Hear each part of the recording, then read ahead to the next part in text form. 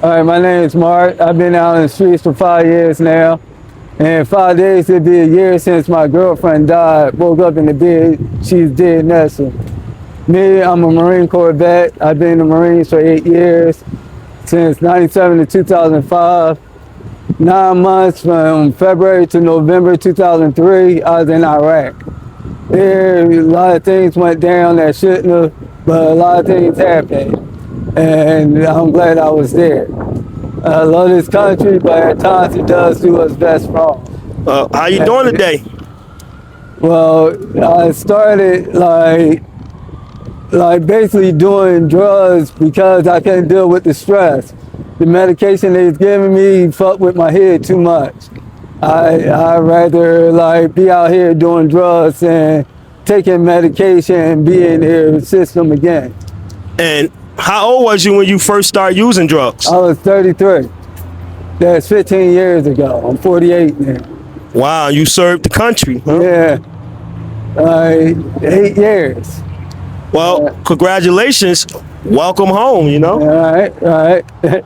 It's kind of different being home now than before I left because like everything's different. Like Where did you grow up at? I grew up in North Philly, 20th and York.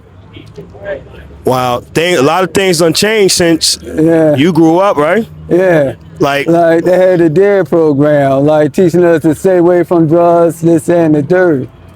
But as you get older, you realize like a lot of it was misinformation, and you're willing to like just see how misleading they were. In the long run, they wasn't different, they wasn't misleading. It's just the mindset of it back then, it wasn't as controlling as it is now. Like they rather have you listen to them and not think for yourself. And once you start thinking for yourself, they're done with you. so, growing up, how was your childhood? My childhood, it wasn't bad. Like it's better than most. I had my mom and dad in my life. So drugs just don't discriminate. You don't have to come from a broken home to actually get hooked on drugs, right? Right. Like it's not your background. It's not like they focus more on people with a bad background because that's what they try to instill on you to become part of the capitalist system. And when you was doing your duty, how was it over there? Shit, it is crazy. Like it's everything they trained you for, but the stress is they can't train you for your stress. Well, now you back home. Do they help you? They try, but it's not help. It's like do what we say again. And like now that you out, you're not trying to deal with that again. You're not trying to be babysat. You're not being told when to come home, what to do when you do get home. Like they rather have you just sit in and stare at TV all day. No one doing that. No. And what's your current living situation? I'm homeless. I've been homeless for 5 years now. Even though I have places I could go, it's not for me. I'd rather be able to go and do what I want when I want. Well, do you think about going into rehab? I've been to rehab. Did you complete it? Yeah. What's the longest, sober time you had? In the past 15 years, the longest I've been sober about 3 months. And Like what total. would you say brought you back to using again? The fact that I'm not, it makes you want to use again. The drugs they give you, like, they'll mess you up more than the street drugs can. And either way, the death is an acceptable side effect. So do you believe the street drug helps you? I believe it didn't help me because I'm out in the streets. But if they legalize street drugs, a lot of people wouldn't use them no more. It's just a way to buck the system. And growing up, when you used to see addicts, would you been able to picture that one day you could become one? No, not at all. Like I said, they had the DARE program. They had teachers like telling you every day, like, if you want to be a bum on the street, like go ahead and use drugs. So that has been like a strong deterrent. But at the same time, most of the teachers use. Like we had teachers that used to, after school, go out to the neighborhoods and buy. Like, so in the long run, you're like, hey, maybe I can use and still be functional. Do you have any children? No. Well, none that I know of. Are you still in contact with your family? Every now and again, just to let them know I'm all right, I'm still alive. And if one of your family members was watching this video, what would you like to say to them? I like to tell them I'm all right, don't worry about me, you know me, I'm tough. I'll be back one day, just not one day soon. Well, you know, life ain't promised tomorrow, Right. so we can't keep putting on hold what we need to do today. Right. But one day soon, it doesn't mean that it'll be on this level of earth. Right. Well, do you think about going back and getting help, treatment? No time soon.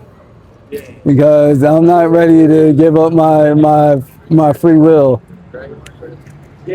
And how much drugs would you say you use a day? Like at least like $20 to $40 worth at the least. And how do you support that? I just go about, I get an income and I hustle. Oh, so you do get an income? Yeah. What, Social Security? No, VA pension. I'm a war vet. Oh, so you get VA pension. Yeah. So why not go get a place to live? Because the places they choose for you is not, it's like going to adult daycare. Will you really want to give up like chances of going out, meeting people, having a good time? Or do you want to just sit there and stare at a wall all day? Well, it might be better than being out here. When you look around, you see what's out here.